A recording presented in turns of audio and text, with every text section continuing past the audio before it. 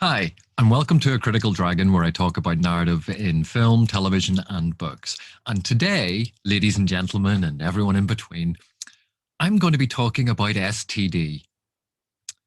Not that STD, Star Trek Discovery, Season 1, Episode 5, subtitled Choose Your Pain. My pain in this instance is Star Trek Discovery.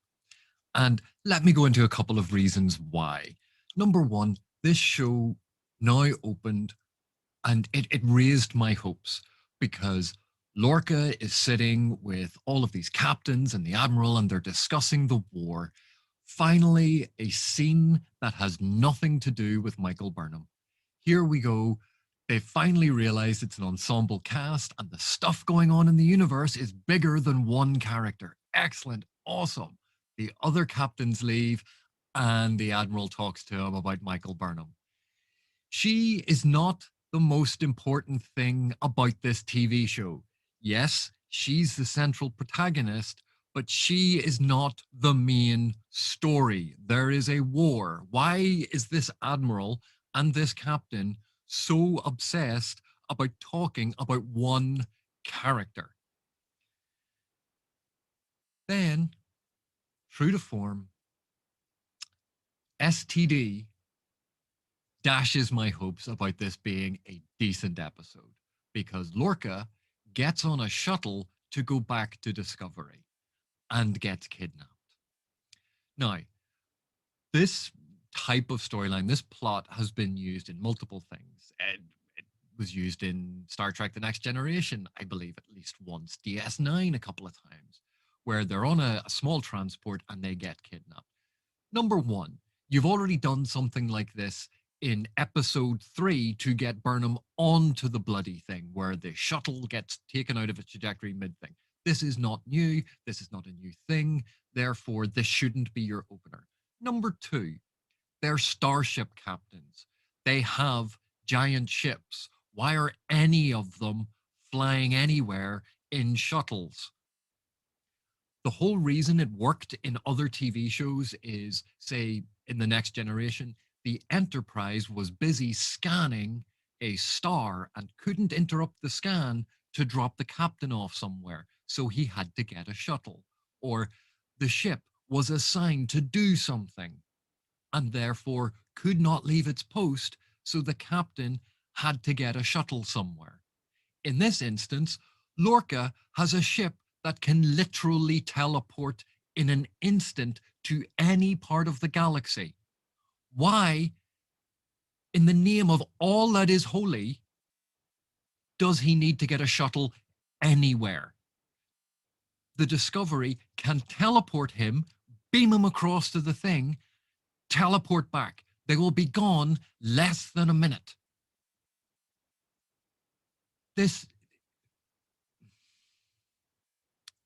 So, getting that off my chest for a moment, even if Discovery couldn't do that, we've already established that they have holo communication that works instantaneously as if they are all in the same room together.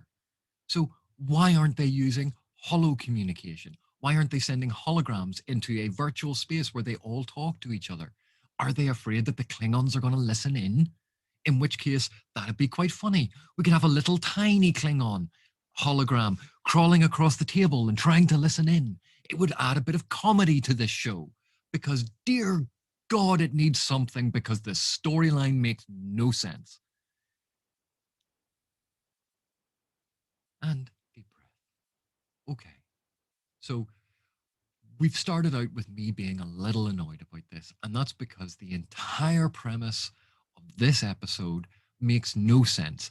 And any editor worth their salt who looked at this script could have told them from the beginning, you need a couple of lines in here to explain why this is happening. And you can then keep the entire thing. What if they, in the opening, it was, is Discovery still conducting that sweep of that area? And it's like, yes, I'll take the shuttle back to the location, ping them, they'll jump and pick me up. Fine, done. It explains why Discovery wasn't just teleporting in to get him. Any editor knows you have to pay attention to the rules that you've established in your narrative.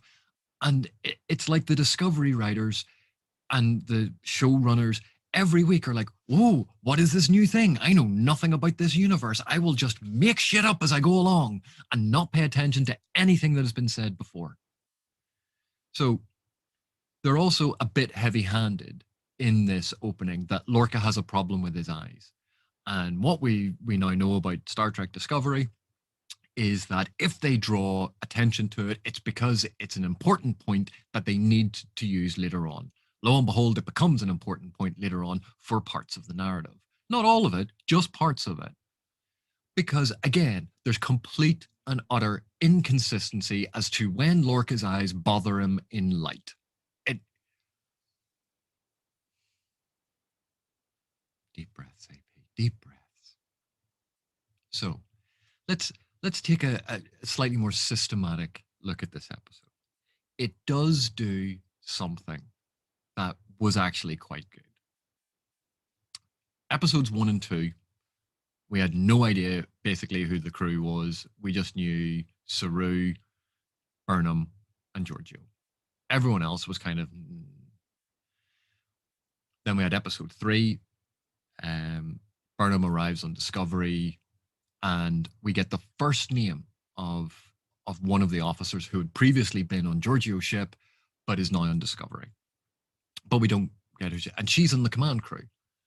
And we get introduced to Tilly, we get introduced to Stamets. We've now been introduced to the Doctor, we've been introduced to Lorca, and of course Saru's still knocking around. But in essence, we don't know who any of the command crew are. And this episode, finally, 5 episodes into the series, gives us their names. We have Lieutenant Detmer, who is the pilot. And how do we know this? Lieutenant Detmer, set course. Excellent. One line, and we finally know who it is. Now, if only there was some sort of conversation or scene where Detmer could be talking to someone else and develop the plot that way, so we had some idea of her personality. But at least now we can put a name to a face. And then we have Lieutenant Owasakan, who scans stuff. Maybe she's in tactical or engineering or science. I don't know, but she can scan for stuff. Excellent. At least we have a name. And then there's Commander Ariam, the discount data that's sitting there. Again, don't know what they do, but at least we have a name. And then Lieutenant Reese, analyze something. I want you to think back to Star Trek The Next Generation. And I want you to imagine, Commander Data, scan that. Yes, Captain. Well, when I was scanning that, and there is a short exchange, so you get a sense of who Data's personality was. Commander LaForge, how are things going in engineering? Well, Captain, blah, blah, blah, blah, blah.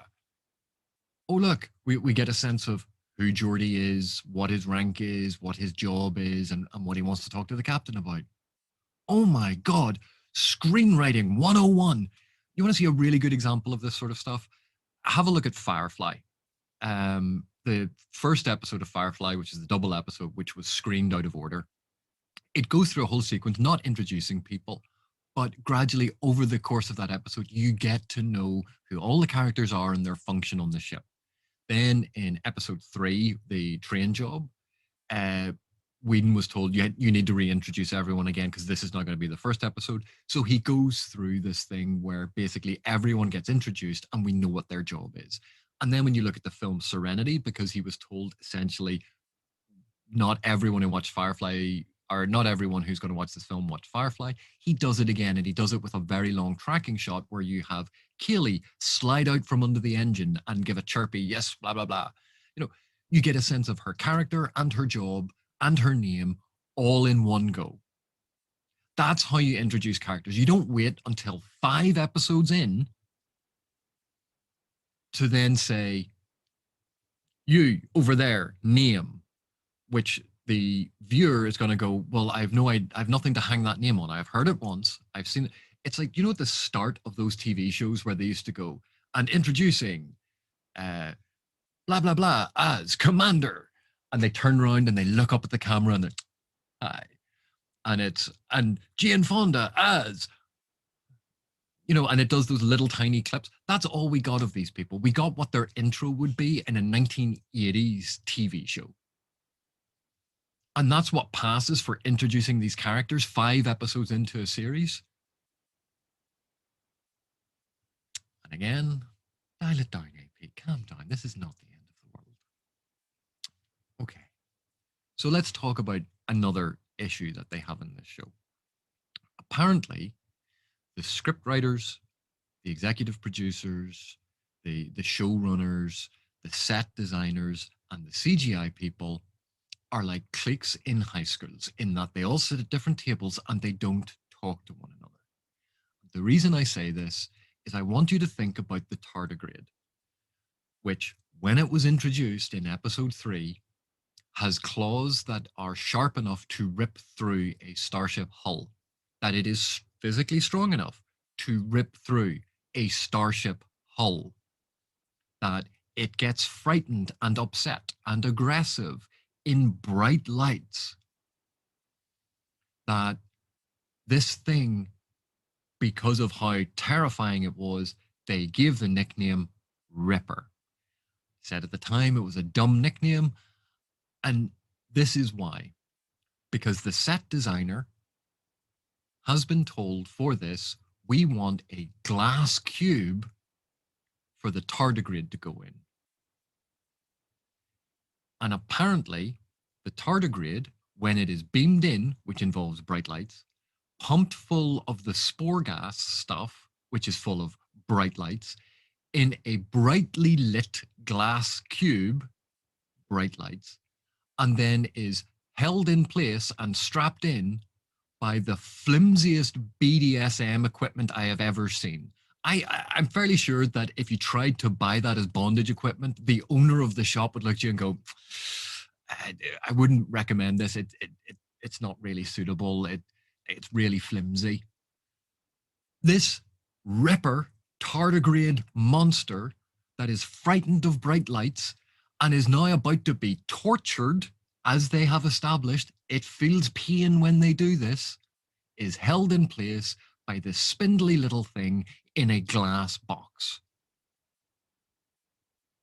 The CGI team show it being in pain. The set designer built a glass box, and the scriptwriters went, yeah, sure, everything's fine.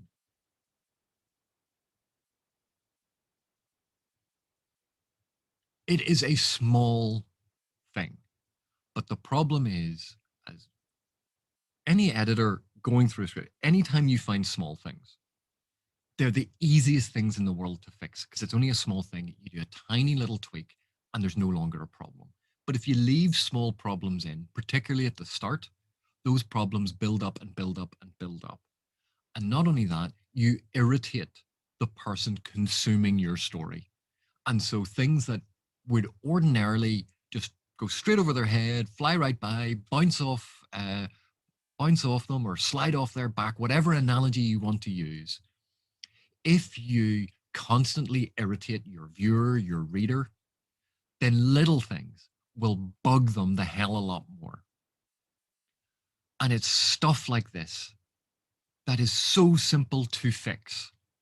Why isn't that cube thing darkened? Why don't they, when it goes to black alert, dim down the cube to make the tardigrade more comfortable?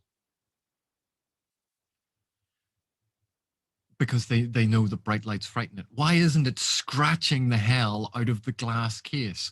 Why don't they go, well, this is what they were using. No wonder it broke free the last time and destroyed a ship. Do you recall that's what episode 3 was about? You devoted an entire episode to this ship being destroyed by this thing.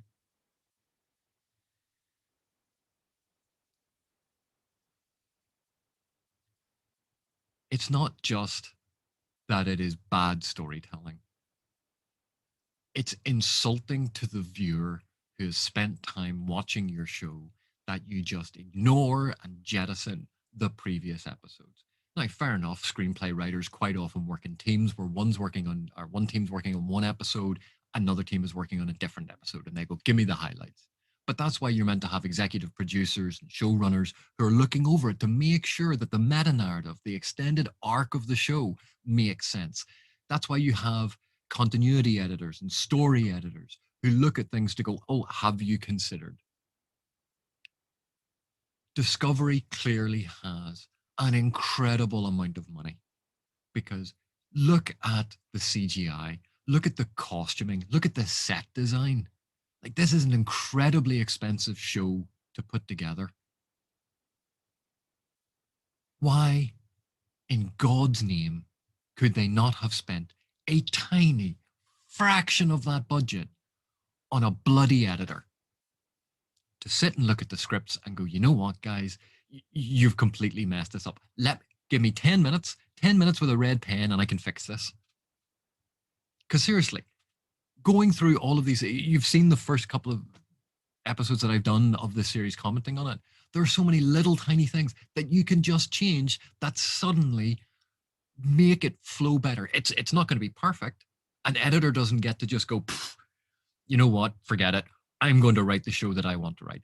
You don't have that privilege. You don't have that power. But what you can do is fix the dumbass problems and the dumbass mistakes that have unwittingly ended up in the final product. So let's talk about another very simple, straightforward editing thing that clearly the script writers and the CGI people were not on the same page. When Lorca is busting out of the prison with Lieutenant Dumbass Tyler, they take the guards' weapons and they then shoot people who explode into the sort of liquidy goo momentarily. You go, right, these are prison guards who are guarding prisoners. And the reason they are prisoners is clearly there's information you want to extract from them. So why, in the name of Kalis, see, diegetically appropriate reference there, why in the name of Kalis would you give them weapons that instantly kill them? You would give them weapons that stun them, because then you can drag them back to their cell and interrogate them later. You don't give them weapons that if they accidentally wrest it from you, you're dead. Number 2, Lieutenant Tyler and Lorca have been tortured and starved. Admittedly, Lorca hasn't been starved for very long, but he's been tortured quite a bit. He's going to be weakened. They manage, in hand-to-hand combat, in their weakened, disoriented, and tired, fatigued state, easily beat up 2 Klingon warriors who we know physiologically are much stronger than humans, who are trained in hand-to-hand combat from childhood. They are warriors. This is what they do. And in fact, they have that whole thing with their batleth sword stuff that, you know, it's all about hand-to-hand combat and the traditional way of doing things. But Lorca and Yeoman Tyler take out these guys who are about 1.5 feet taller, 1.5 feet wider, and could bench press them with one arm. If you cannot think of a good trick that they could play on the guards of, admittedly, like the old faking being sick, so the guards come in and then you jump them from behind. Don't do that. But Lorca collapsing and the guard reaching down to pick him up, and then that's when Tyler actually reaches up, uses the gun to stun one guard, and then when that guard's going for Tyler, Lorca actually grabs the other gun and stuns that guard. You go, they were working together and the guards weren't expecting it. Fine. Like, I know these scenes look cliched, but do you honestly think the scene in this show that they showed you of these two fighting off these guards was any less cliched? Sometimes just embrace the cliche. Go with it. Enjoy it. Have fun with it.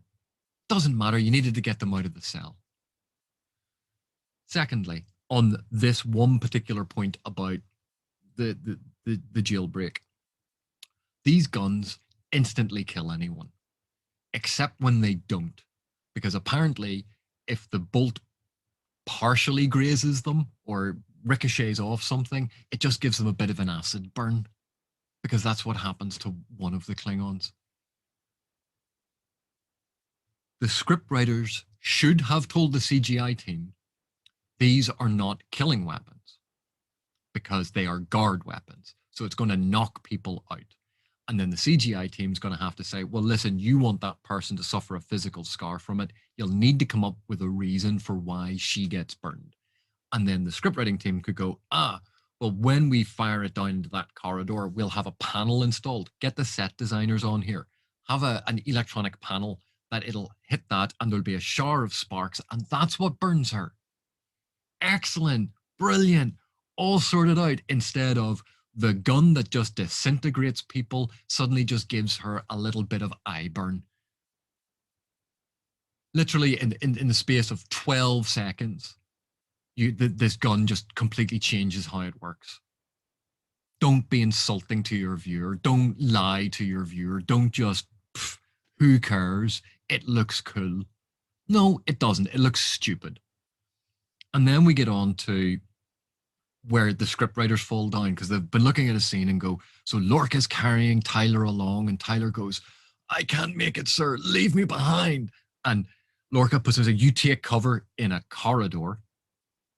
You take cover. I'll find a way out, and then I'll come back for you. And Tyler's like, oh, leave me. It's an honorable sacrifice. Oh. 6 seconds later, Tyler's up on his feet fighting a Klingon.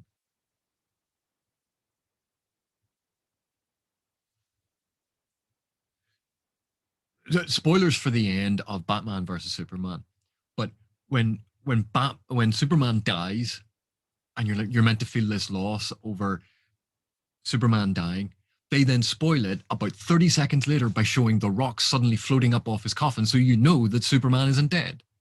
It's exactly the same thing here. Tyler saying, "Go on without me. I'll sacrifice myself for you," is meant to look noble and convince Lorca that he's a good, honorable guy. Is completely and utterly ruined because in the same bloody scene and shot, you have him suddenly stand up and fight a Klingon. If he was able to stand up on his own and fight a Klingon, why isn't he able to stagger along behind Lorca? Then you jump to a yada yada yada moment and they're just in a fighter fleeing the scene. Way to completely skip over all of the intervening stuff. Like, if you honestly can't think of how to get them out of the ship, how to do anything, and suddenly they're flying along in these ships being chased by these other ships. Like, where the hell did they come from? You're just inventing stuff on the bloody fly now that has no part of the script, is not doing anything, has no place being there, is not explained, and you just go, yeah, but no one's going to know.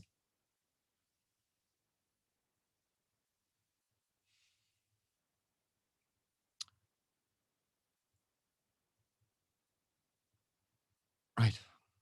And again, deep breaths.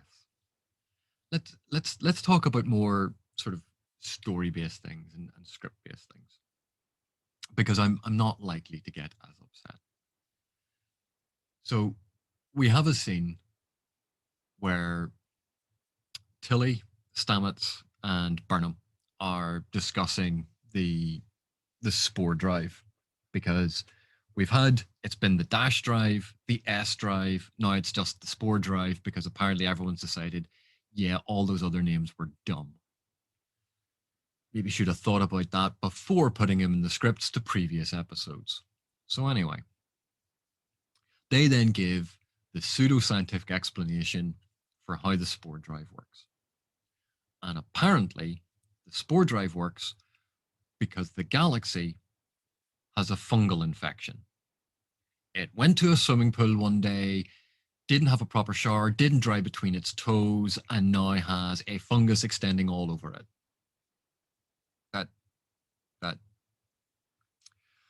And so by tapping into this fungal network, they can travel along the roots of the fungal network. And you go, okay, so kind of like Yggdrasil from Norse mythology. Grand, the idea that all points are connected by the roots of this one great living organism. I don't have a massive problem with that. But that's not how you show the spore drive working. Because if these were the tendrils of this network across the whole of the galaxy, why do they go to every single point in the galaxy? Why don't they sort of extend into a star system? Or they extend to like a couple of planets in the star system, but not another planet. And the reason I tentatively suggest this is because at the minute you've given Discovery the power to instantaneously teleport itself into a planet's atmosphere, into the coronosphere of a sun, into a solar system, into coordinates right behind another ship. Essentially, you've made it almost omnipotent and at almost no cost. There's very little limitation on the technology that you have given them. And as my initial rant in this episode showed, you don't understand how it works. So, by implying that it can teleport almost anywhere, that these routes go to the star systems but don't necessarily give them pinpoint accuracy, you establish a limitation that you can write against. That they can go, we want to teleport in behind this fleet, and they go, on the mycelium network, it'll only take us to here.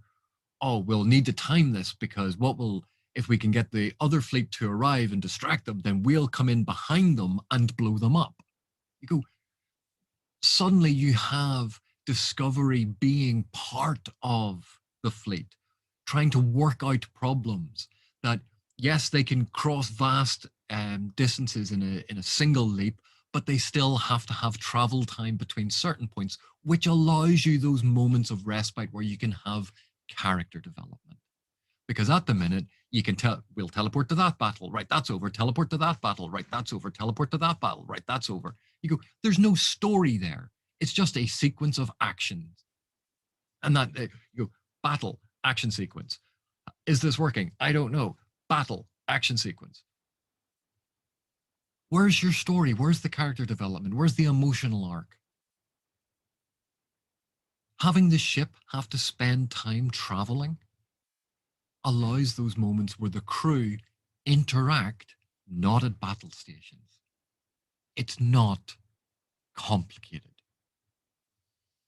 But anyway, in this scene, Tilly drops an F-bomb and Stamets drops an F-bomb. And I am sure in the writer's room after they high-fived each other and went, isn't this awesome? We're going to get away with this. This is so cool. That no one thought that they had made one of the most childish, stupid mistakes that you can make in a TV show. We all giggle and laugh at the silly swearing that goes on in various science fiction things like frail and frack. You know why they use that? Well, not only because of the broadcast restrictions, but it gives it that sense that it is somewhere else. It's another world. It's another universe. It has slightly different rules. But using fuck in this sense, number one, the etymology and the taboo around that word is based in sexual taboos, which in this point in the future, they don't have. So why is it a curse word? Number two, it is clearly a curse word from our time period, which then breaks the narrative feel of the far future because they're just like us, which is dumb because it's meant to be the far future.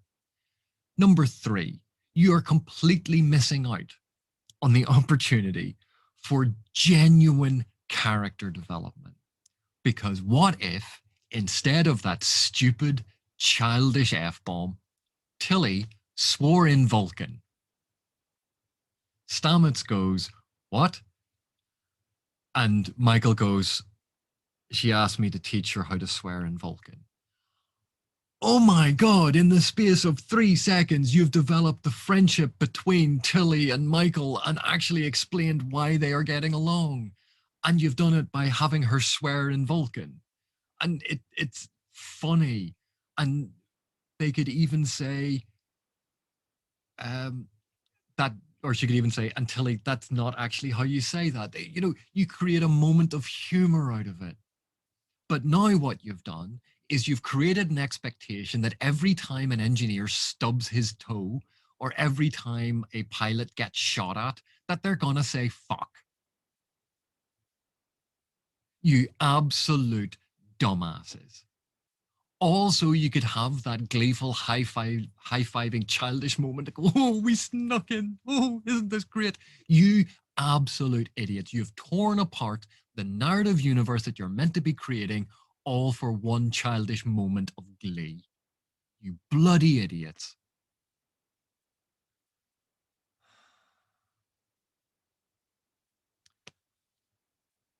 So we then get into the very last thing that I'm gonna talk about this episode, because honestly, this episode absolutely infuriated me, because it was the first time that there seemed to be an episode that wasn't going to be all about Burnham, that actually had storylines developing and other characters interacting.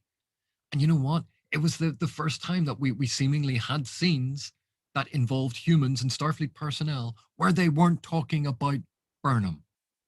I mean, the Bechdel test should be adapted for Star Trek Discovery, and every script they should look at and go, do we have a scene where two characters have a conversation that doesn't involve Michael Burnham? Michael Burnham is not in the scene, Michael Burnham is not referenced. And those two characters have to involve someone who is not Stamets, Michael, Tilly, the captain. Done. Adapted Bechdel test, apply that to every single episode, and I guarantee you will improve your script. Anyway, so let's talk about Saru, the brave Sir Robin, the cowardly lion of space. Saru becomes acting captain. And Burnham basically says to him, we're having a problem with the spore drive because it's killing the tardigrade. Saru says, do you have any proof of this? And Burnham basically cries, looks a bit constipated, cries again, and says, no, but I have a gut feeling. It's just a feeling. You go, you do have reports. You're a science officer. B, apparently your specialism is xenobiology and you've been studying this creature. And you're meant to have talked to the doctor and found out that A, you think it's sentient and not just a dumb creature, although we'll come back to that point in a minute. B, you know that you've been torturing this damn thing the entire time. C, you already know you're causing it brain damage because you talked to the doctor, because you're about to present all of that information to Stamets. So when the acting captain says to you, do you have any proof? Why aren't you presenting the acting captain with proof that you are killing this thing?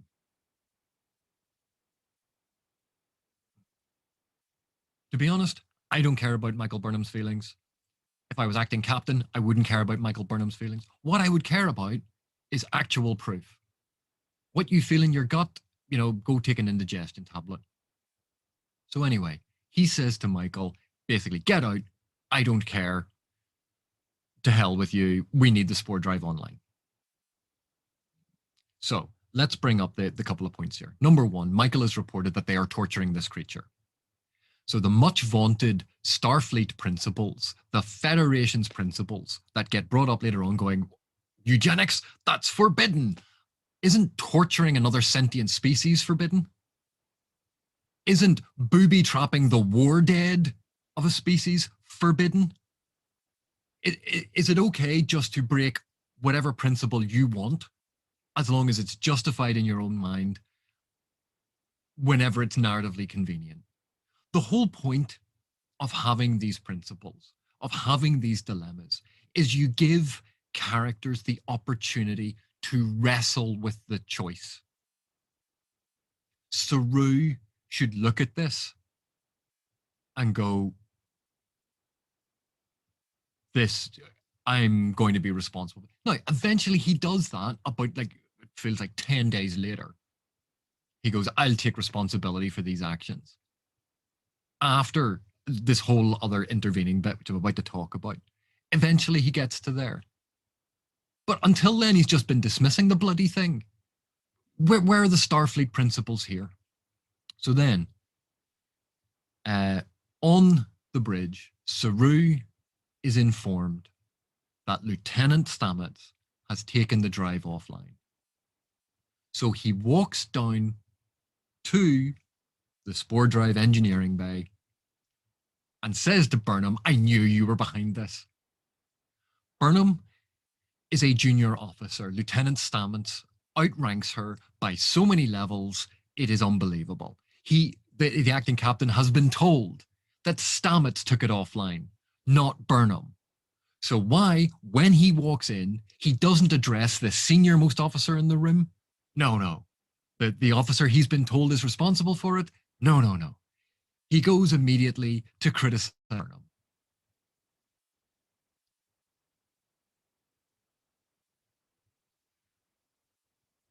Dear Star Trek Discovery, hire an army consultant, a naval consultant, an Air Force consultant. Hire someone who has some experience of the military chain of command.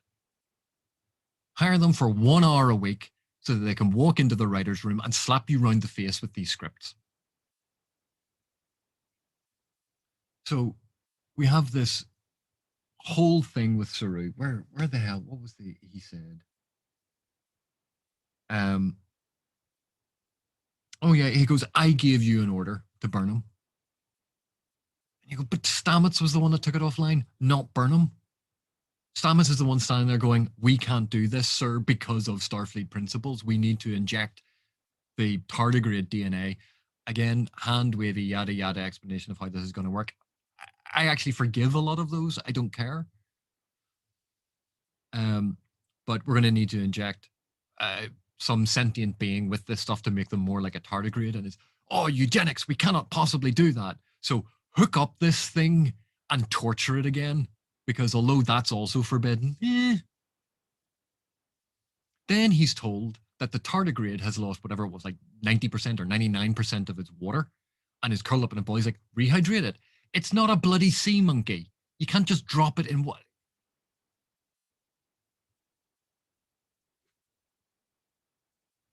Do any of them proofread this before they put it on the page? Because you know what? What's even more annoying than it doing that, which is something its microscopic version of the tardigrade can do, because different things apply on the micro scale than they do on the macro scale.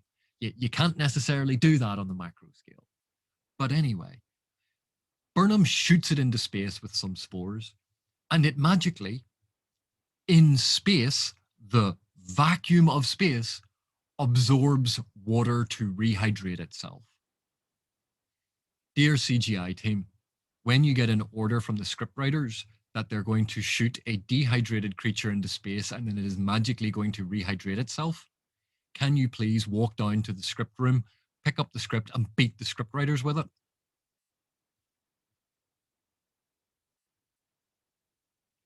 You also have the inconsistency of, where was Lorca taken? Lieutenant Owakason scanned for where they might have gone. Oh, we've located, it's between somewhere between these sectors. Walk in. Right, we've located the bird of prey, or we've located the cruiser that it might be. Right, jump us in behind the bird of prey within weapons range. Now, at no point have they gone any. Discovery has literally sat there, stationary, not at warp, not moving, not doing anything. It has sat there. They've been told Lorca's been captured. Acting Captain Idiot says to the lieutenant, scan for where he might have gone. And it comes up on the map and it shows these 3 potential regions. Does Discovery go there to try and get closer, track down the warp signature, do anything? No.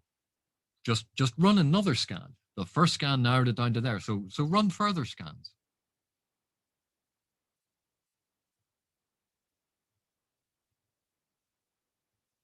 You know, when I was saying that sometimes you give them something to do so they can travel there, this would have given you something to do while you were doing the whole thing about we can't use the jump drive, we can't use the spore drive. Have them, we'll take off there at maximum warp. So then it comes back to that and they say, we've located the battle cruiser, the cruiser, right? Right, fine. Fair enough. So then Saru says, jump us in to the bird of prey. What bird of prey? You've just been referring to a cruiser. Is a bird of prey a cruiser? Is it the same? And he even says, within weapons distance. So that's phaser range. They jump in and he says, run silent. Does Discovery have a stealth mode? Apparently it does. Because although they can track the warp signature of a ship that they were nowhere near in a star system billions of miles away, apparently the Klingons can't detect their ship appearing in their system and just floating there. They haven't turned everything off. They're still a giant bloody starship. They still have life support running. But apparently it has a stealth mode now. Where the hell did the stealth mode come from? And is this going to be a thing in the future? And it's beam us in or bring us in within weapons range. So they come in and lo and behold, what's on the viewer? Nothing. There is no bird of prey. There is no cruiser. They're not within weapons range of anything. If some ship suddenly appeared within weapons range of a bird of prey, the bird of prey is going to notice, even if you're running silent, because they'll look round and physically see the big glowing white ship that's floating in the middle of a black, inky space.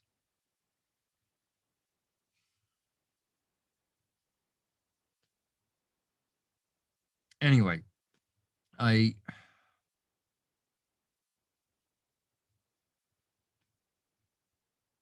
Saru calls Michael a proven predator. Number one, Saru, you have front-facing binocular vision as well. Clearly, biologically, your species is a predator as well, because it doesn't have eyes on the side of its head.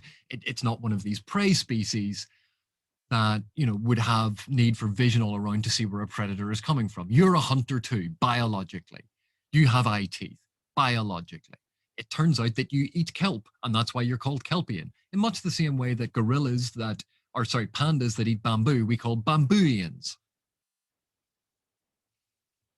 He calls Michael a predator. Let's examine Michael's actions, shall we? That Saru has come to this conclusion that she's a predator.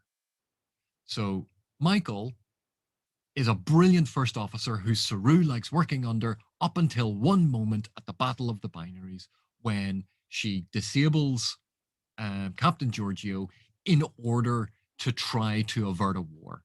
And she knows she's sacrificing her career to do that. And she's doing it solely to protect everyone on the ship. Does that sound like a predator action? No, it doesn't. She then teleports across to the Klingon ship with Giorgio and avenges Giorgio's death. You know, the way a predator does.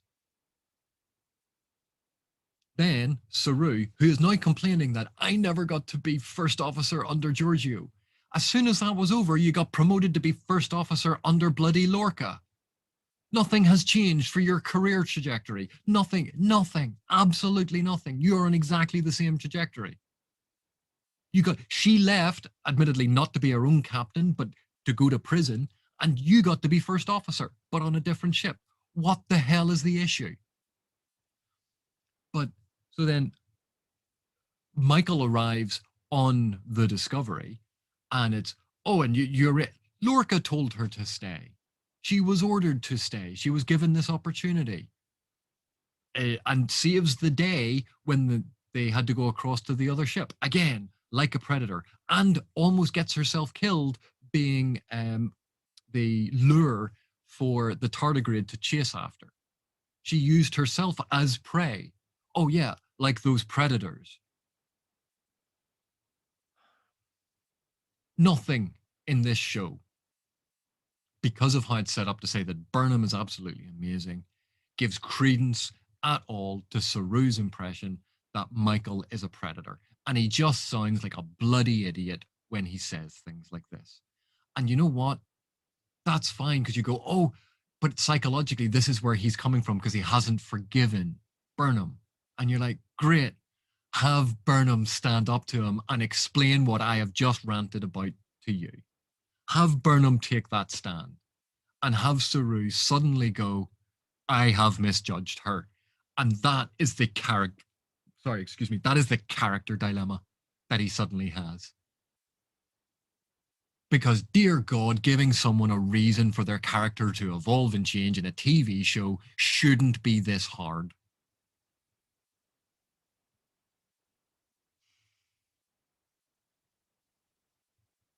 Right.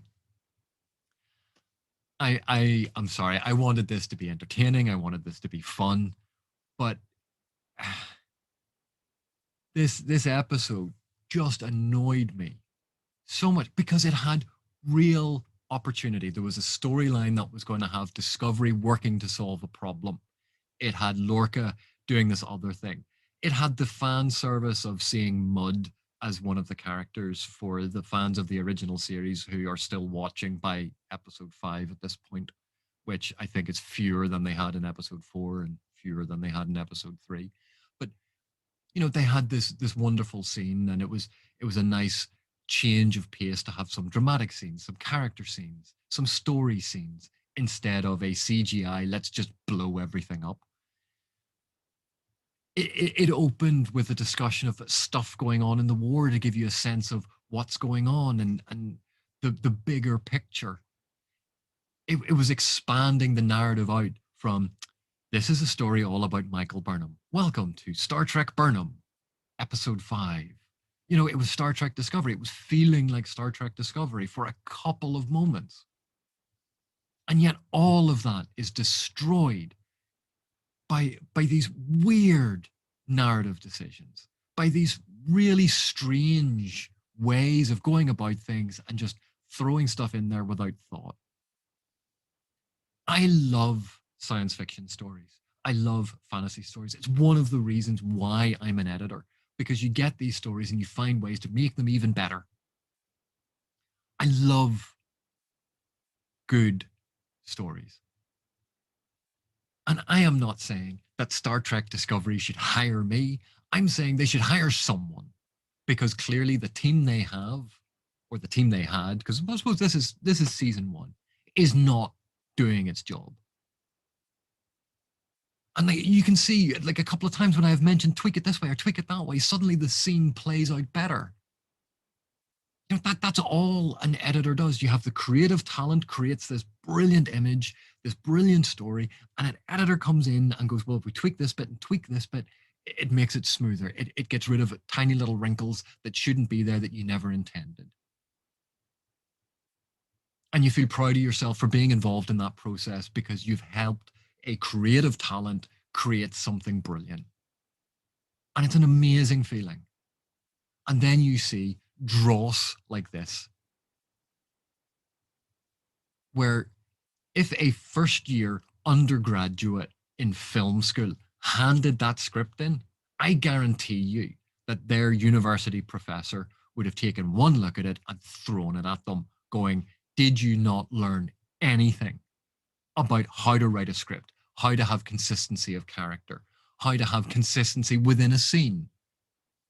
Pay attention to the things that you're developing. You have no reason or rationale for this behavior or that behavior or why this has happened. Stop letting what you want the story to do dictate the story. You needed Lorca to be kidnapped? Fine. Find a reason why Discovery couldn't just teleport him there. It's not that hard. Sit for 5 minutes with a napkin and scribble down some reasons. Give Discovery a mission that they are doing that Lorca needs to go across. Then think, why can't they use holographic communication that we have used repeatedly up until now? Ah, it's because the Klingons are listening in. Fine. Absolutely fine. Don't just ignore the fact that you have a teleporting ship. Anyway, here endeth the rant. Hopefully next week I will have calmed down and I will try to be slightly more good humored about these things. But hopefully see you in the next one. Thanks.